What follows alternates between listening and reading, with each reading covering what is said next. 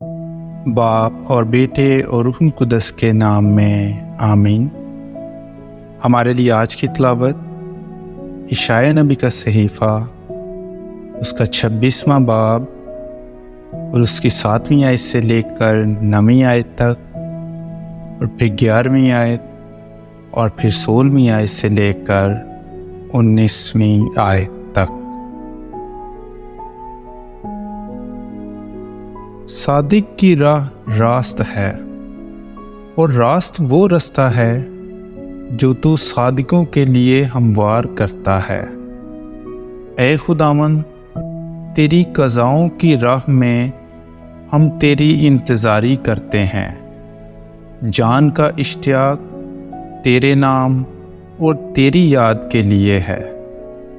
رات کو میری جان تیرا شوق رکھتی ہے، اور صبح کے وقت میری جان تیری خواہاں ہے، کیونکہ جب تیری قضائیں زمین پر نازل ہوتی ہیں تو دنیا کے باشندے صداقت سیکھتے ہیں۔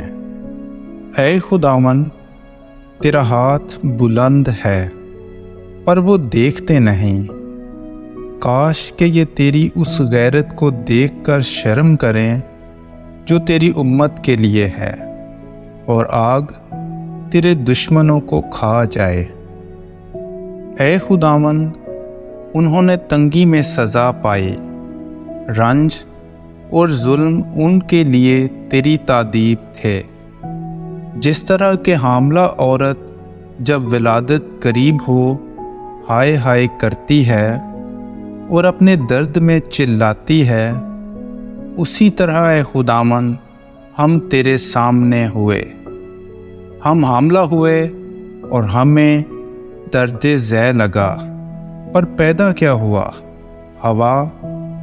ہم زمین پر رہائی نہیں لاتے، اور دنیا کے باشندے ہلاک نہیں ہوتے۔ تیرے مردے زندہ ہوں گے، میری نعش اٹھے گی، مٹی میں بسنے والے جاگیں گے اور شادمانی کریں گے، کیونکہ تیری اوس روشنی کی اوس ہے، اور زمین اپنے مردوں کو اگل دے گی۔ پاک کلام کے پڑھے اور سنے جانے پر خدا کی برکت ہو۔